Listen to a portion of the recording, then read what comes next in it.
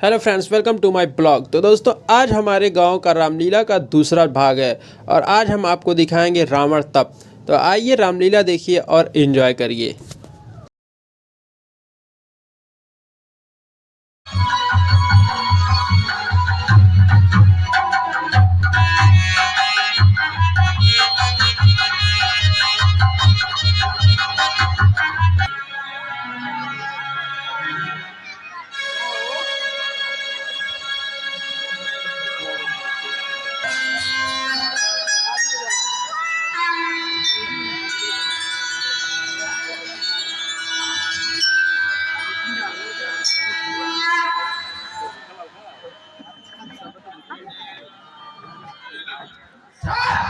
हमारे इतने वर्षों की तपस्या के बावजूद आपने दर्शन नहीं दिए। लीजिए और रावण का आशीर्वाद आपके चरणों में समर्पित है।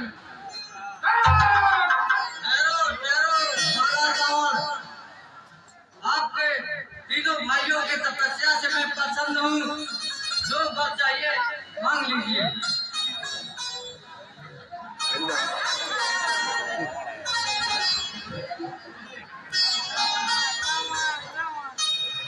सही रावण लगन। आप हमारी तपस्या से प्रसन्न हैं तो मुझे ऐसा वरदान दीजिए, अमर तत्व को मैं प्राप्त करूँ।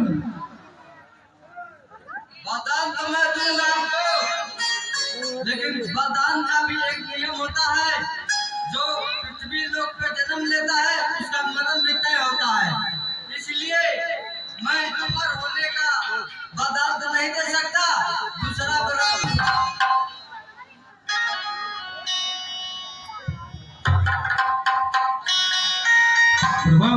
हमें निद्रासन चाहिए।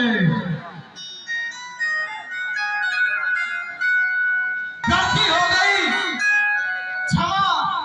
हमें निद्रासन चाहिए।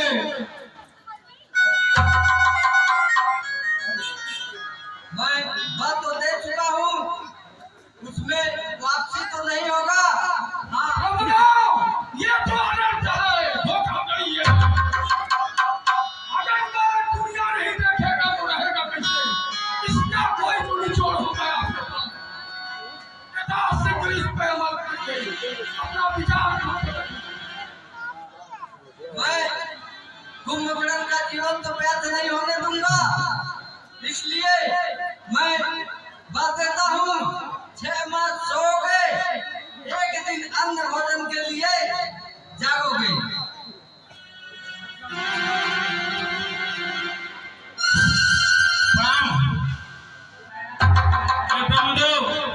मुझे मंत्र भक्ति चाहिए।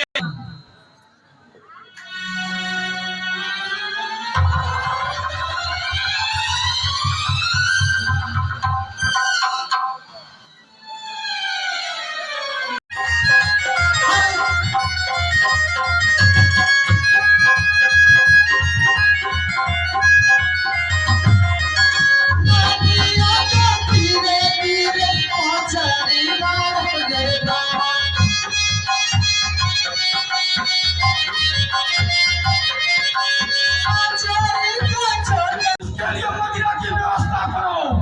जी महाराज, मदिरा पिलाओ। जैसी आज्ञा आपकी महाराज।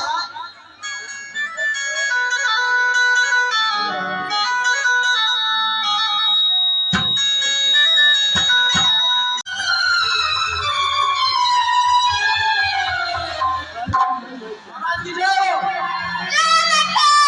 हाँ मंत्री, क्या समाचार है? महाराज, समाचार तो ये तो साधु संत मान ही नहीं रहे हैं। बहुत तपस्या भरण करने की कोशिश की, कर भी दिया और मना भी किया कि राम का नाम नहीं, रावण का नाम जपो, लेकिन नहीं मान रहे सब। देखा मंत्री, तुम एक पात्र की व्यवस्था करो, उन लोगों से रुपया सूंघा जाएगा। ठीक है महाराज।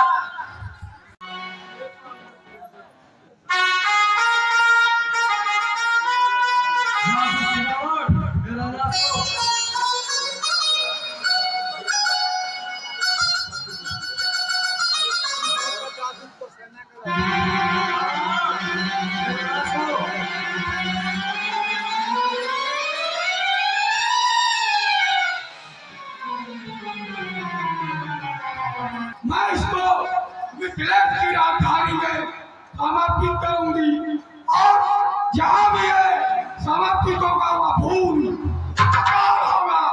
ठीक है महाराज।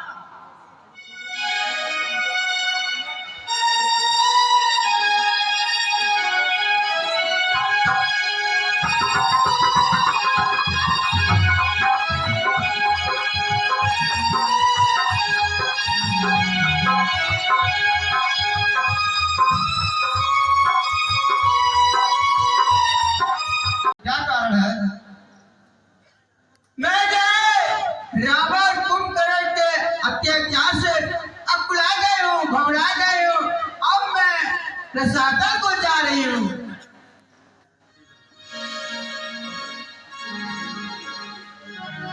हे ब्रह्मदेव,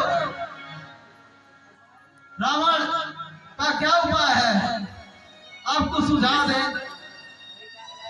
भगवान, अब सबको मिलकर एक साथ श्री हरि विष्णु जी के पास चलना चाहिए। ठीक है भगवान, चलने में तो बहुत समय लगेगा।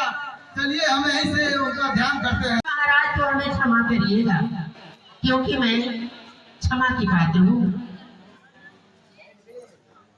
गुजरे बगुला बिने बिना बसियाना सोए राजा।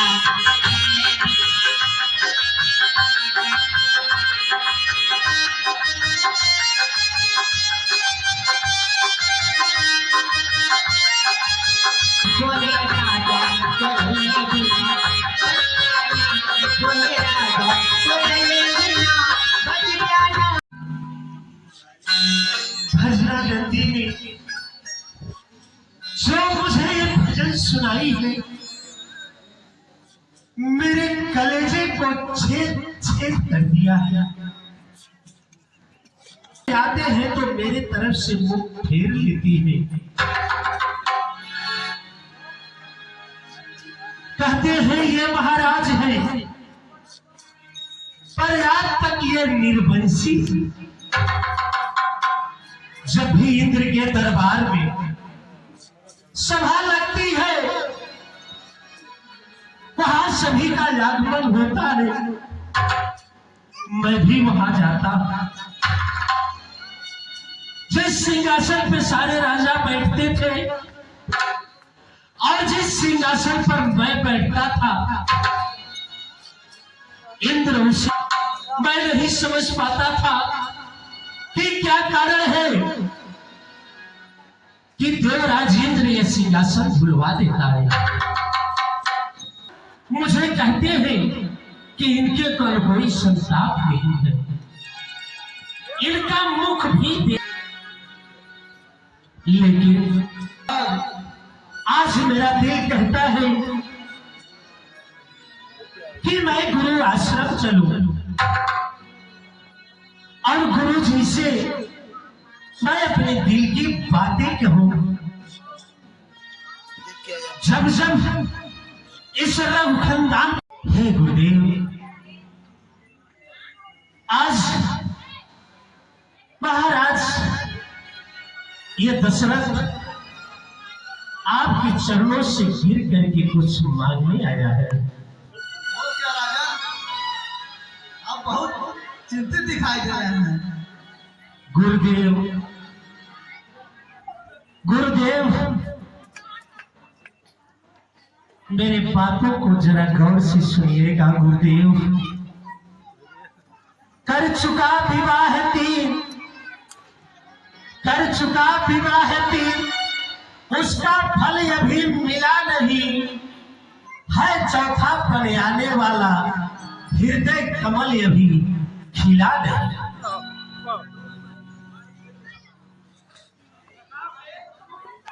गुरुदेव,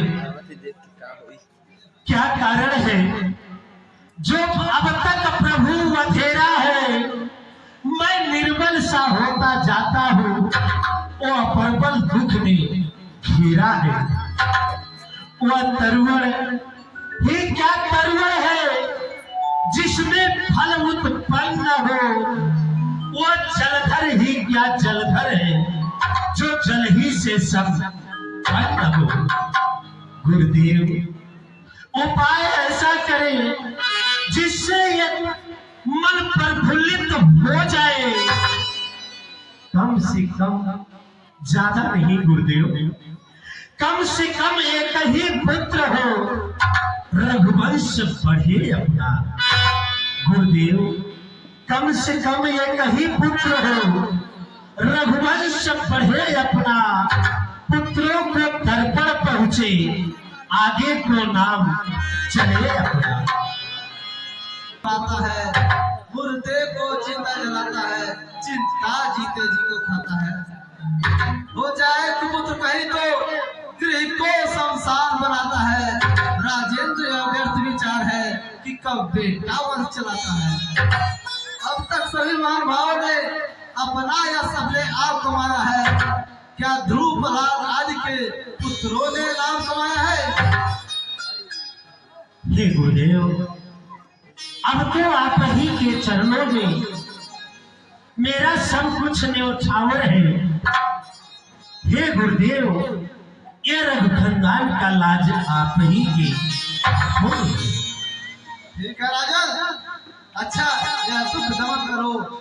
इच्छा है अगर पुत्र ही की तो पुत्रेष्ठ यज्ञ संविधान करो। पाओगे 4 पुत्र राजन, भगवान विष्णु का ध्यान करो। पुत्रेष्ठ यज्ञ के विशेषज्ञ श्रृंगी ऋषि को बुलाना है।